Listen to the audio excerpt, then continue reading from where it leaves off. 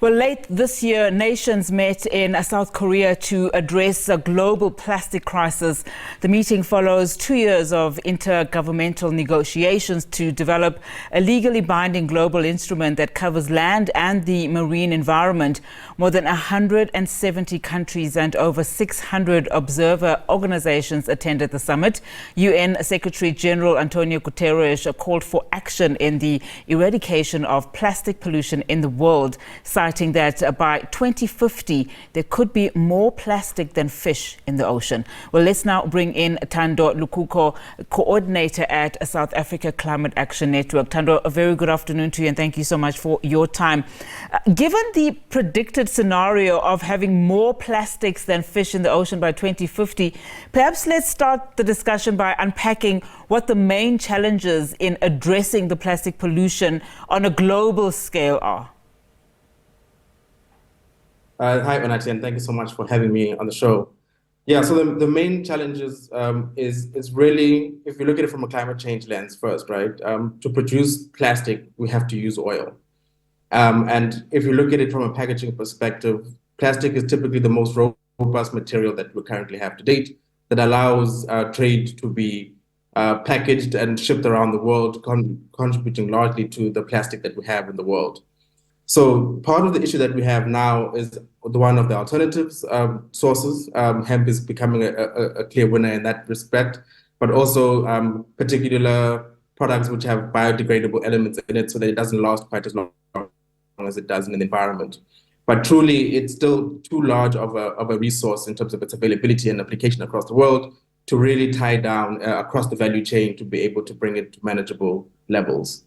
And how urgent then would you say is the need to implement solutions in this regard, compared to other climate-related issues as discussed too in COP29 we saw earlier?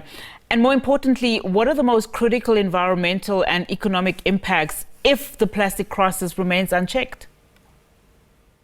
So let's quickly touch on what the treaty itself is trying to achieve, right? So the climate change goal more broadly is just speaking at how we might do specific things as a collective to bring down emissions.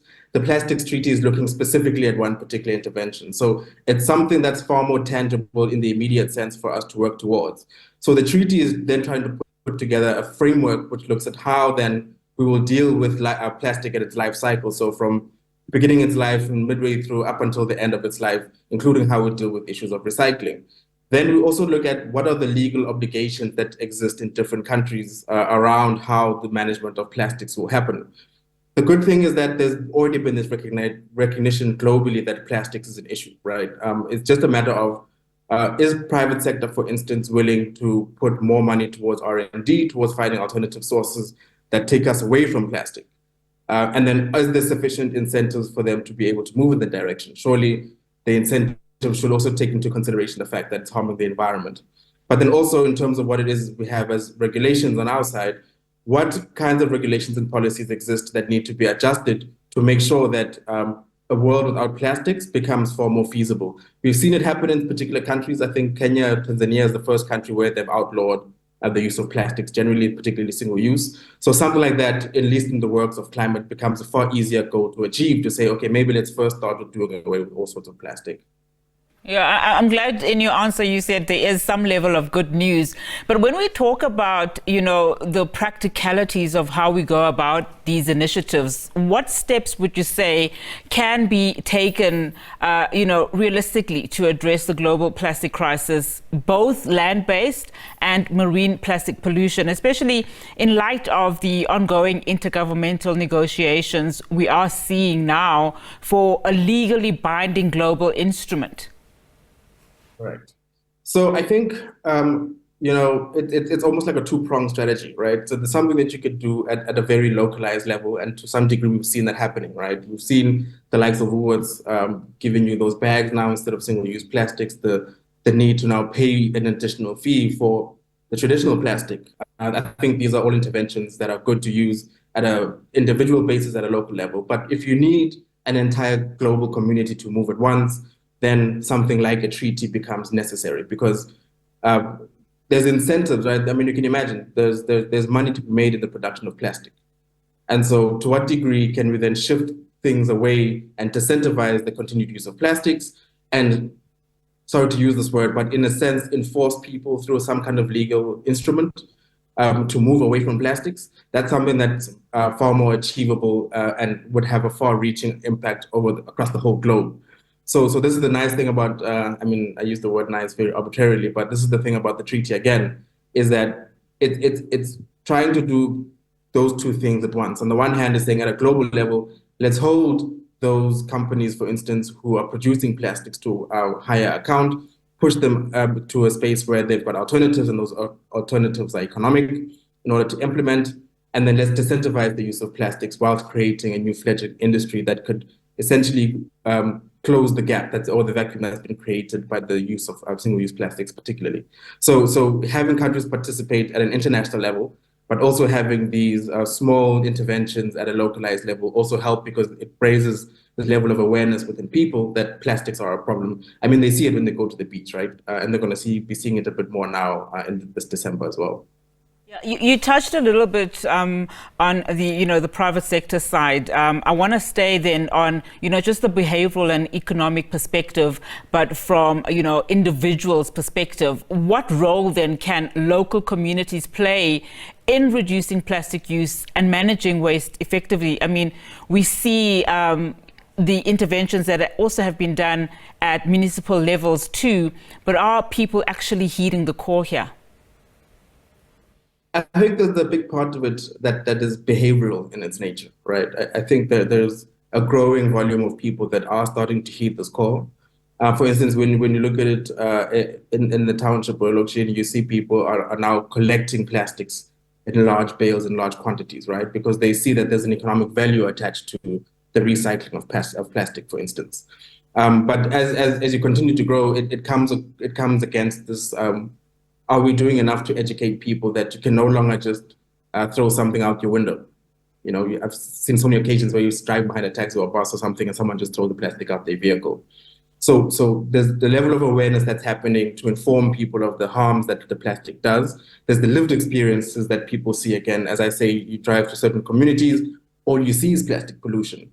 And then I think for me, the key thing is to be able to tie it to what kind of economic opportunities might exist there for people, because we know it's a big need at the moment with unemployment being as high as it is, but certainly with the recycling sector being as big as it is in this country. Things like waste pickers, recycling depots are popping up in different parts of the community. And I think it's just bringing that middle section a bit more closer together so that people can easily identify the opportunities in making sure our environment is neat and tidy and free of plastics particularly. Just recently, there were media reports about how researchers in Japan have designed an environmentally friendly and biodegradable plastic that dissolves in seawater, but this is good quality, plastic that can also be used to contain, items. How promising do you think this invention is in reducing ocean plastic waste? I think it could be quite significant, right? It doesn't deal with the immediate issue of all the plastics that currently sitting there, but it certainly won't be contributing additional plastic to the oceans. So in the part of it contributing to additional plastic, I think it holds quite a bit of promise. The major challenge that I've recently come to understand when it comes to innovations that sound as brilliant as this one does is that to get it into regulation becomes the tricky exercise, and this is where the role of private sector comes in. Government typically can't invest in innovations, in brand new innovations, because the policies that exist don't allow it to do that readily so. And then that's something that investment from the private sector can really, really help yield, so that over time, when we get to this kind of mainstream use of such a plastic, then government can look at then shifting things from how things currently are to new forms of plastic. But as an intervention that you could ideally buy off the shelf as an individual, I think it probably could do the best kind of work, particularly at a localized level, to help reduce some of that plastic and give us then some time as well and resources, hopefully, to figure out what we do with the plastic that's already in the ocean and some of the microbeads that sit in the water itself, and we don't yet have a foolproof plan for removing it from those water bodies. Yeah, I mean, what are the unintended consequences of switching to biodegradable plastics, though, if any? Look, I think the single biggest one that most South Africans might relate to is the cost component, right? And it's not just us only, but many other places in the world. Can we shift? Can we make that shift at the most economical rate possible? Already, I know, depending on which store you go to, some people might not want to pay an additional rand, 2 rand, 10 rand for a bag to collect the goods in. So that might be the single largest thing, and because of that.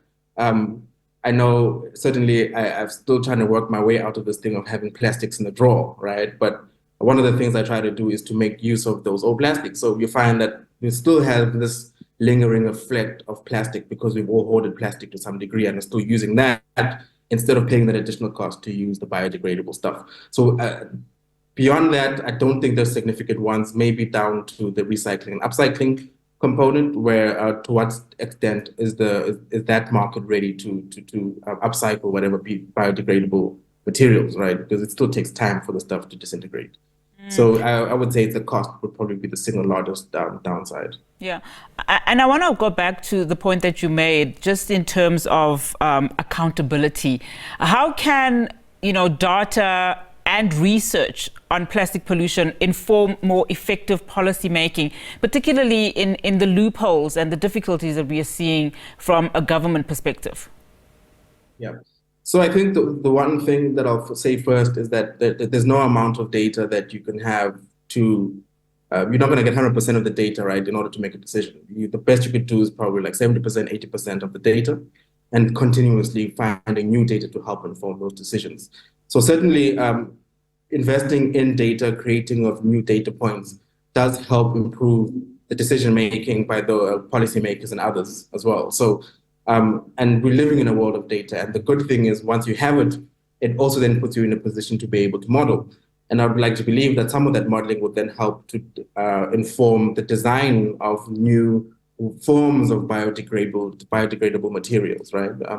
What we have now is based on the best knowledge we have today. But tomorrow we're going to get new knowledge as a result of the research that we're doing today and the data sets that we're collecting today. So it has an intrinsic value, particularly in the reiteration of how it is that we continue to improve and refine both the policy, but also the materials with which we're wanting to use to give us the particular kind of utility. In terms of just refinement, I mean, do you think that we are adequately using the technology at our disposal and just innovation in general, and particularly looking at young people in this country to drive some of those innovative ideas we're seeing? I mean, notwithstanding what we talked about early on in terms of what was designed in Japan recently. So one of the things that gives me hope is last week I was at the Science Forum at the CSIR, and it's really amazing to see some of the work that is happening at different institutions, both private and public, right, to try to be on the cutting edge of technology. I think South Africans generally don't focus too much on being innovative. I know certain quarters do. For instance, if you look at the finance sector, they're quite innovative there.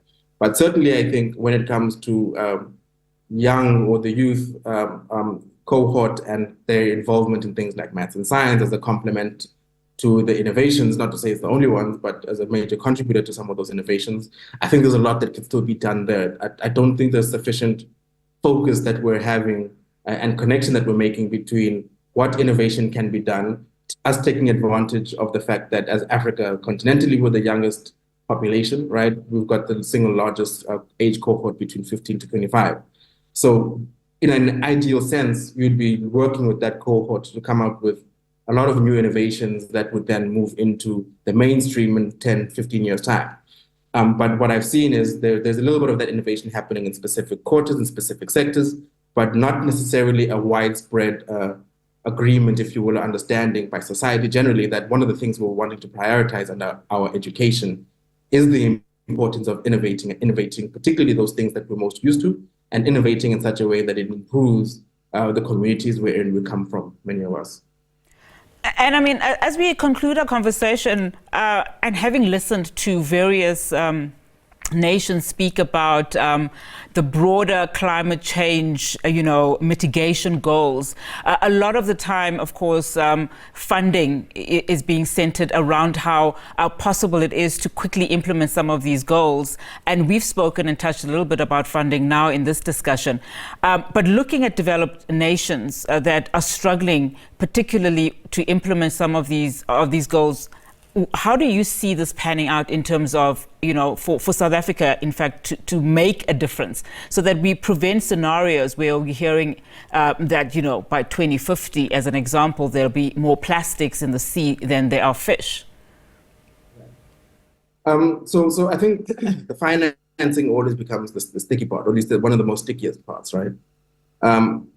There's several things that I've heard. The one thing I've heard is that one of the things that South Africa needs, and I think we were discussing this actually last week at the CSIR, one of the things that South Africa needs is people who are willing to invest over the long period, right? So you no longer create investment opportunities with the demand to see returns in 2 to 3 years, right? Let's put a 5-year horizon, a 10-year horizon on that, and let's put some money towards failure, right? Because what that allows us to do is we're now encouraging people to be innovative. We're now encouraging people to learn and to experiment, and we're giving them sufficient room to be able to learn quickly, but also to us to be able to finance and get good data on how it is that we can improve those situations. And the only kind of sector that can really make those kinds of investments is particularly the private sector, right? Because government does not fund innovation quite that way. It might fund the research, but it's not going to mainstream it up until it's been proven. So the funding is crucial because it's a question of who pays for what and what are we paying for. And if there's going to be no money put towards something, then, well, the conversations about reducing plastic pollution, for instance, would be moot. Because whatever it is that you put in force legally, you would need some kind of resources to be able to enforce it, to implement it, and to make sure that it's continuous monitoring and evaluation to make sure you're hitting your targets. None of these things actually move without sufficient resourcing, human and certainly financial. And so I think for me, the key thing is at spaces like COP, where we've had to accept 300 billion per annum. It's now, we've got a smaller pot of money specifically for climate, wherein traditionally it would pay for this type of work. So the question is, where can we find additional funding to be able to pay for these innovations specifically? And I think for that, we can only really look to technology companies, right? Because that's the natural space that they operate in. And I do tend to agree, Thando, in terms of just having that long-term approach in terms of funding, as opposed to having a short-termism kind of approach, especially when we're talking about climate action. Thank you so much, though, for your time. That's all the time we have for this afternoon. Thando Lukuko, coordinator at South African Climate Action Network, there for us.